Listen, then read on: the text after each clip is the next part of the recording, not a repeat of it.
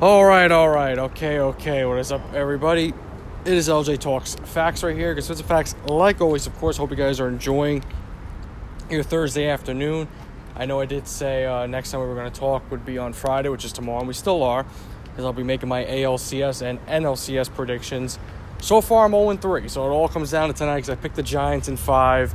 Let's see what happens. Let's see if they can win Game 5 over the Dodgers. Who moves on to face the Braves? You know, I was wrong about the White Sox and Astros. I said it was going to be I said it was going to be White Sox in 5, Astros 1 and 4. I said the Rays were going to beat the Red Sox in 4. It was the other way around. And same thing right here. I said Brewers in 4 over the Braves, other way around. So it is what it is. So we'll see what happens tonight. And I already do have my prediction for Red Sox, Astros. And I already do have my prediction, though, for who the Braves, whoever they're going to face. So that'll be tomorrow. But today I want to talk about Ryan Pollock signing an extension with the New York Islanders. 8 years. I think they said under $50 million, or was it exactly $50 million? Let me take a quick look. Let's see. It's just under $50 million total. So that was last night, a day before the season starts for the Islanders. The season starts tonight for the Islanders. That's a big contract extension for us right there. And I mean that in a good way. That's huge. You know, Pellick got a big contract here in the offseason. He was a free agent. So he got a big contract. You know, I was getting kind of worried he was going to start talking to other teams. We re-signed him. And now Pollock, this was his last year on his contract because he signed 2 years back in October last year. So he had 1 year left. That was this year. So now he's kind of 8 more years right here. It feels good, though. It really does. You know, Ryan Pollock, you know, one of those gems that we've drafted. You know, didn't we draft him let me see what year he was drafted. It was 2012, between 2012 to 2014. Because Pollock has been a fucking gem, man. He really has. Very good defenseman. Always comes to play. He's got a rocket of a shot. 27 years old. Still a young guy. He was drafted in 2013. He was 15th overall pick. A rare good pick by... Actually, I can't even say a rare good pick. Because Garth Snow did draft, you know, a majority of these guys that are still here right now. He drafted Josh Bailey. And Josh Bailey's, you know, always been a solid player. He's always been a pass first, you know, shoot later kind of guy. You know what I mean? That's just who he's been. He's always been a playmaker. He drafted Brock Nelson. Brock Nelson's a good goal scorer, get you 20 goals a year. Sometimes he'll get you 30. You know, but Brock Nelson, you know, has been a gem for us as well. Drafted Adam Pellick, and look what Adam Pellick's turned out to be, especially being in Barry Trotz's system. I think it's really worked out for him a whole lot, because before Barry Trotz and Lou Lamoriello came along, Pellick wasn't that good. He gave 3 own goals the year before. Yeah, he just wasn't that great at all. But he's turned into such a gem. Who else? Anders Lee, New York Islanders captain. Drafted him as well. So Garth Snow, you know, you got to give him credit. He did make some good draft picks. He did. He drafted John Tavares, and John Tavares was great for the New York Islanders. We all know what happened in the end right there, but that is what it is. Just got a fucking fly follow me around. Just, Jesus Christ. Thought it was a bee. But, yeah, so, I mean, that's why I don't like the comparisons with Mike Milbury and Garth Snow. I mean, Mike Milbury was 100 times worse than Garth Snow.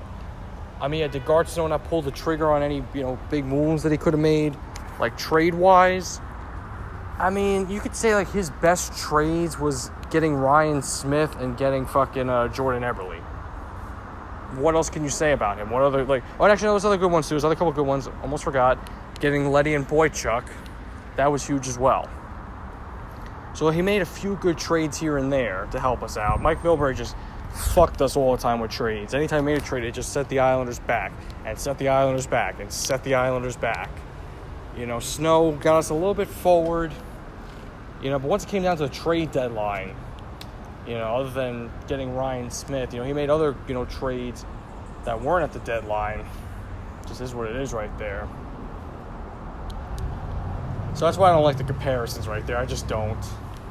And Lou Lamoriello has been very active at the deadline, which is really good to see. Getting J.G. Pajot. I feel like the year before that, in our you know, our first year, you could say, playing that split at Barclays and Nassau. You know, he really should have made a trade for, you know, could have traded for Panarin, could have traded for Duchesne. Who else was available that we could have traded for? There's another name I'm not thinking of right now. It's not on my mind. Shit. Who else am I thinking of? I think like Hoffman was one of the names as well. And when they stood pat, in the fucking 2018-2019 season, I mean, that really screwed them right there because they were having a lot of trouble scoring goals. Still made it to the playoffs. Still got fourth in the Eastern Conference, which was amazing. After they really struggled and regressed the last 2 years. But Lou was active in the 2019-2020 season. Brought in J.G. Pageau. He made an impact right away, and he's made an impact for the Islanders since he's been here. He signed the extension like right away after he got traded here. So he's going to be an Islander probably for the rest of his career. Most likely he will be. And, trading for Kyle Palmieri and Travis Zajac last season, I should say, because it was this year's back in April. I mean, getting Palmieri, Palmieri was okay, and he's still here now. He's going to be here for the next 4 years. He wanted to stay on the island. This is where he was born, where he grew up. So, Zajac, it's just, the fact that Wahlstrom, who was healthy in round 3, that Zajac was playing over him, the fact that was happening, I mean, come on. You could say, well, Wahlstrom doesn't have the experience. Well, you got to get him out there. I think Wahlstrom, I still say to this day, Wahlstrom could have made such a big impact for us against Tampa. He really could have. He seriously could have with his energy and the type of player that he is. I mean, come on. And the fact that Zajac was playing over him, I just didn't like it. I kept saying, why is Wahlstrom not playing? If he's healthy, you play him. He earned his spot. You look going into the season, because I also want to talk about,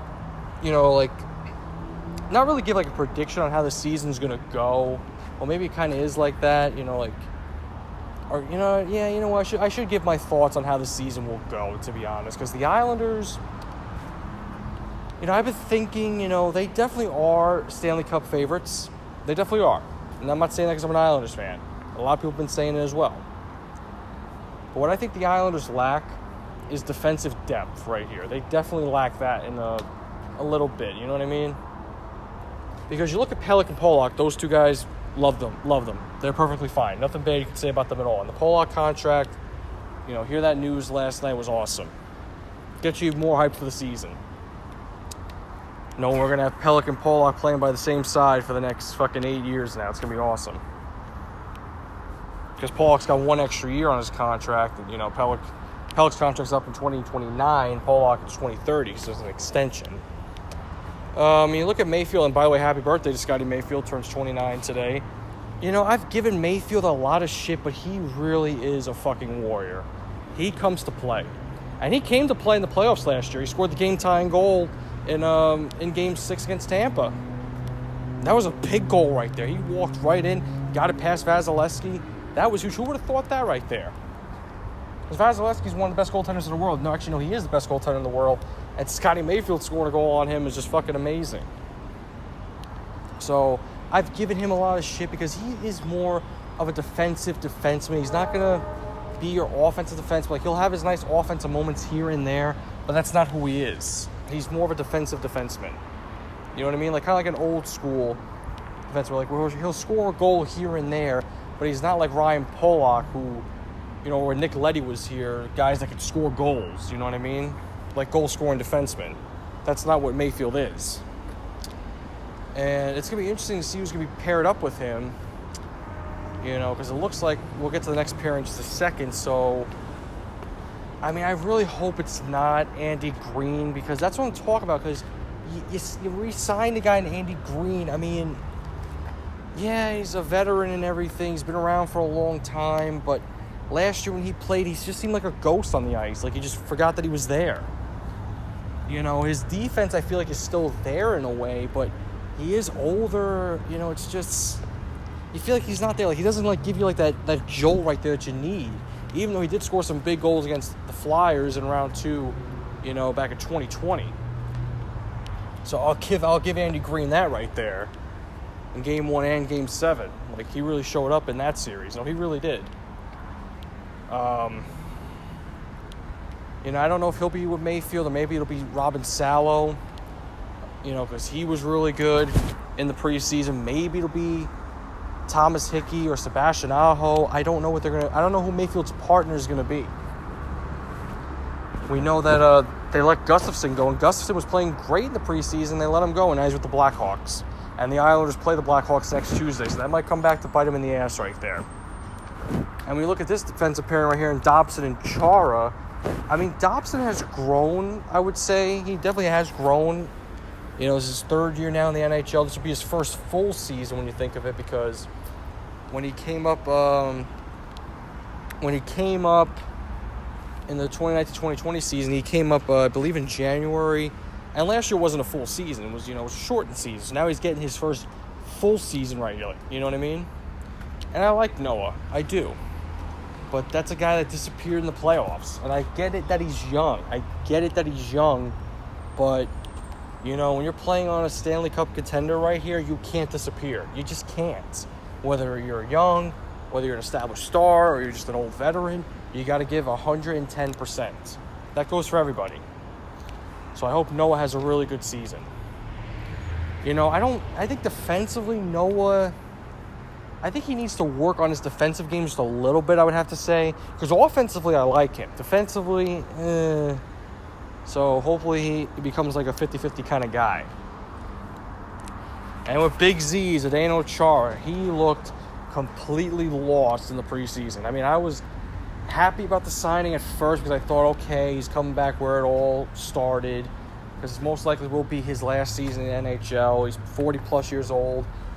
I mean, listen, his presence brings a whole lot, Zdeno Chara, but he's old. Like, he really is. He's moving slow. He just looks lost. And these guys are fucking fast nowadays. These guys are fucking fast. Can Chara keep up? I don't know if he can. I'm not going to say yes, and I'm not going to say no. It all depends how the season, goes along. And can Chara stay healthy? He's been healthy most of his career, especially towards the later on now in his career. He's been healthy. He's still been healthy. So, we'll see how he does. It's so far. I know preseason and everything. You could say, okay, if they play Robin Salo, he could turn out to be horrible. Or if they would have kept Gustafson and he plays horrible. So, Chara, who played horrible in preseason, could go off this year. He could have a big year. He could look like Boston Bruins Zdeno Chara, like early on in his Bruins career, or when he's with the Senators. This might be a nice story, but I don't know if it's going to be. It's going to go two ways with Chara. This is either going to be a nice ending right here for him, or it's just going to be a bad ending. The good ending is he gets to win a Stanley Cup where it all started. And he won the Stanley Cup. He's won the Stanley Cup once. He won with Boston back in 2010-2011 when they beat Vancouver in 7. Or the bad ending is he plays completely horrible this year. He gets hurt and the team doesn't go to the Stanley Cup, or they do and they lose. And then it just turns to be a bad ending. Hopefully we get that good ending. I'm very iffy on Chara right now. I know I sounded very happy when they signed him, but now it's kind of like he might be a liability going the rest of the way. I hope that he's not. But I feel like I know we're speaking a little bit too early about the trade deadline, but I think if the Islanders' defense is subpar going through the season, if they have their stretches where they're very subpar and they're very average, or it's not like the elite defense that we've seen the last couple of years, they're going to trade for a defenseman. They're going to have to. You know what I mean? It's like, and I feel like it's going to be somebody on, I feel like, they'll get somebody from Mayfield, because we don't know who Mayfield's established partner is going to be, because we know Pelech and Pollock, that's established. Mayfield, he really doesn't have an established partner. It could be Green, and Green was his established partner the last couple of years. But you also got Salo, Hickey, and Aho. And it seems like Dobson and Chara is established. So we'll see, I guess. I don't know. Just hopefully. I don't know. Now you look back to trading Leddy. I get why they did it, because of the cap space and everything, and re-signing these guys. I don't know. Even though I was happy Leddy got traded, because he really did play like shit later on in his career with the Islanders. He had some nice moments, but overall his defense really, really started to regress. I don't know. So far, it's not looking like a good trade right there. I mean, hopefully I'm wrong. Hopefully I'm wrong on that one. But they got a lot of old players, the Islanders, too, especially bringing in Parise. I know I was happy about that, too. But this is another guy that's toward the end of his career. I mean, Parise's never won the Stanley Cup. He went to the Stanley Cup in his last year with the Devils, and, they lost to the Kings in 6. So you could say maybe this is Parise's last season, too. Maybe it ends with him winning a Stanley Cup. I mean, maybe, but you got a lot of young guys. That's why I was saying they should be playing the young kids, because now you don't have a spot for Bellows, because I don't think he even made. I don't think sent him to Bridgeport, because we know Matty Martin's on the short-term IR starting the season. Same with Semyon Varlamov, so we know Sorokin will be starting these first few games, and we know it looks like Corey Schneider's going to be the backup. God help us all. And now when you look at, Matty Martin being hurt, so the fourth line, Zizekas and Clutterbuck, I mean, I would say you got to put Ross Johnson on that fourth line. I put Ross on there because we know Bellows is going to get that spot because I don't know what Trotz has against him. So, when Anders Lee went down last season, Bellows stepped up and then they stopped playing him. I don't know if Bellows has an attitude problem or something. There's got to be some reason why Kiefer Bellows just isn't playing. It's either he's got to have an attitude problem, or maybe Trotz just simply doesn't like him. I don't know. Maybe he's a lacker in practice. Maybe he's divisive. I don't know. There has to be a reason. Because like I said, when Anders Lee went down, Bellows he scored 3 goals in 2 games, and then there was one bad game against Washington, and then you benched. That's it. It's like Trotz was waiting for him to have a bad game and say, okay, nope, got to pull the plug on you. I don't know. I really don't know, guys. It's just, I'm not trying to make it seem like a negative thing going in to the season. It's just, I don't know. I hope this team can make a deep run, We know their first home game is not going to be till November, till next month when they play on the 20th against Calgary. And me and my boy James are going to the Islanders-Devils game on the 11th next month, so that'll be fun. Get to see my first Islanders road game, so that'll be really cool. I've been to Prudential Center. I was there for Dynamite last month, and it was awesome. Nice arena, very beautiful, to be honest. Fun to go there for a hockey game, too, and we'll see how the Islanders are by that time. It's a long road trip starting the season. It's a long road trip. Let me actually check how many games it is, this road trip going into the season right here. Let me take a look. Let's see. It's 1, 2, 3, 4, 5, 6, 7, 8, 9, 10, 11. So the 11th game on the 11th right there, the road trip. 12, 13. So it's a 13-game road trip against Carolina, Florida Panthers. So the Carolina Hurricanes, Florida Panthers, Chicago Blackhawks, Columbus Blue Jackets, Arizona Coyotes, Vegas Golden Knights, Nashville Predators, Montreal Canadiens, Winnipeg Jets, Minnesota Wild, Devils, New Jersey Devils, and Tampa Bay Lightning and the Florida Panthers again. Okay, and then they play the 4-game homestand, the first homestand at UBS. So we'll see how the Islanders are on that 13-game stretch. I mean, if they have a winning record, then that'll be great. I mean, it's a long fucking road trip. It's a long road trip, guys. It's gonna almost be like being in a bubble in a way. Except this time you're traveling. Because in the bubble you were just in one place. Except this time what I mean by it's the bubble is they're not home. That's what I'm trying to say. They're not home at all. They're on the road. So we'll see how they do, though. We'll see what happens. It's going to be an interesting year. It really is. Because like I said, that Stanley Cup window for the Islanders, I mean, it's still very much open, but I don't know. After this season, if they don't win this year, it's going to shut even more. And then what's the next plan?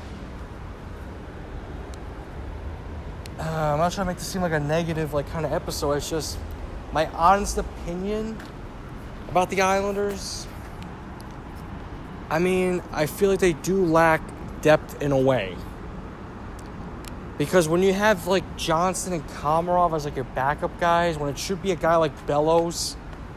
I mean, I like Ross. I can't stand Komarov. It's just, I feel like Bello should really have that spot right now with Matty Martin out for a little while. I don't know how this is going to go. I don't know how it's going to go. I mean, I would say the lines are going to be, like, I would have to predict going into tonight's game, probably going forward. I'd say Lee Barzell and Palmieri, Beauvillier, Nelson, Bailey, Parise, Pajot, Wallstrom. Until Martin comes back, I would say Johnston, Cizikas, Clutterbuck. Defensive, we already know, Pollock and Pellick. Mayfield, I feel like it's going to be Mayfield and Green. That's just my honest opinion. And then you got Dobson and Chara. I mean, when you look at that team right there, if you saw this team in the playoffs, would they be good enough to win? It all depends who they run into. But I feel like this team right here on paper, they could make a Stanley Cup run. They could. Because when you think of it, when you do think with the older guys, they do have the experience and everything. They know what it's like to get to the Stanley Cup. Char knows what it's like to win a Stanley Cup. So it's going to be something. It really is. It's going to be an interesting year. And we'll see how Sorokin does now. He's going to take most of the load now with Varlamov being... Well, he's on short-term IR. Varlamov's not, like, seriously hurt, but they're just taking it... They're being very cautious with him, you know what I mean? Like, he's only skated, like, on his own. He hasn't skated with the team at all, so they're being cautious. Let's not, like, rush him back. I think it's a smart decision. So, I mean, my guess, like when will Varlamov be back? I have to say, like, maybe, like, late this month, I would say, or early next month. So, Sorokin, it's your time, buddy, because this is soon going to be Sorokin's team. Because Varlamov's got one more year left after this one. And Sorokin signed a 3-year extension. Or, sorry, he was a free agent, so he signed a 3-year contract. So that was his first year. And this 3-year contract, come on, Ilya. We need you right here, buddy. And I'm just saying, we just need you right here. This is going to be a big stretch for you. I'm not expecting him to get a shutout every game. I'm just saying, the pressure's on now. And this is not like last year where he was playing, every team in the Metro. Especially in the postseason, too. This is different. Now you're facing other teams from different conferences, different divisions. This is different. This ain't the same teams that you're going to be facing now, man. So let's hopefully Sorokin can handle the pressure. And I believe he will. I'm sure there's a lot of people asking themselves that, can he handle the pressure? I believe he can. But again, this team on paper right here, and it all depends, who's going to be the goalie going into the playoffs. Because this team is going to make the playoffs. They are. They're too good to miss the playoffs. They're going to make it. They'll be a top team in the East. I won't say they'll be number one, but they very much should be. And I do got to give this team a lot of credit, though, because I know I've said it before. I'm still surprised we were one game away from going to the Stanley Cup last year without Anders Lee. I was very surprised. Even though I didn't wear any Islanders gear for 3 months after losing Game 7 against Tampa. You got to, even if you're just a casual NHL fan, if you hate the Islanders, you got to say to yourself, they were missing their captain, Anders Lee, and Anders Lee plays a big role for the Islanders. He's a great guy in front of the net to score your goals right there. That's the kind of guy that he is. He's a fucking leader. The fact that we got to the Stanley, that we were one win away from getting to the Stanley Cup, it's amazing. It really is, because I thought the Islanders were going to be a first-round exit. I said, there's no way they're going to beat Pittsburgh. They did it. And I did predict them to beat Boston, and they did it. And I said to myself, all right, I'm going to pick them against Tampa. And I thought they were going to do it. I still say to myself, it would have been so awesome being at Borelli's for Game 6. And it was awesome anyway, by the way. But just imagine if they were up 3-2. Just imagine Anthony Beauvillier's goal doesn't tie up a series. It sends him to the Stanley Cup. Could you imagine that? Oh my God, it would have been more crazier than you would have thought. Because Borelli's was fucking rocking. It was rocking for Game 7. Or excuse me, for Game 6 against Tampa. I didn't go there for Game 7.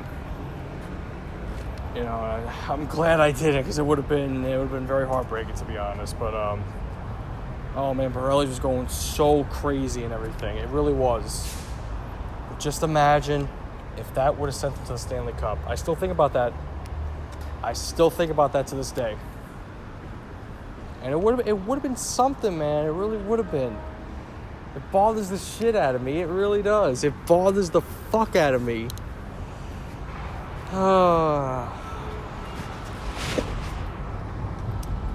It does. It's like, fuck. Like, we had it right there, man. We had that shit. I still think about it. You know, because I feel like they really should have won Game 3 of the Islanders. It should have been 3-1 going into Tampa. You know, because watching Game 6, I think I would have been less nervous if we were up 3-2. Because, of course, you know, you're down 3-2. You're 1 game away from being eliminated. So, this is it right now. And you don't want it to be the last game ever at Nassau, but it turned out to be. But, like I'm going to say again, this team on paper should get to the Stanley Cup. And I believe they will.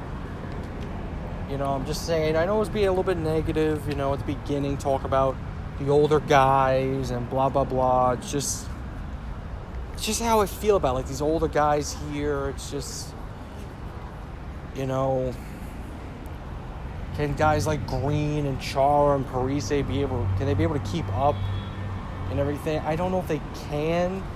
I just hope that they can. I'm not going to say yes or no. I just can't say it yet because the season hasn't started. The season doesn't start for another 2 hours. So I hope these old guys can keep up right here. I really hope so. Especially Chara, because I'm not really concerned about Parise, to be honest. But I would say Green and Chara, I definitely am.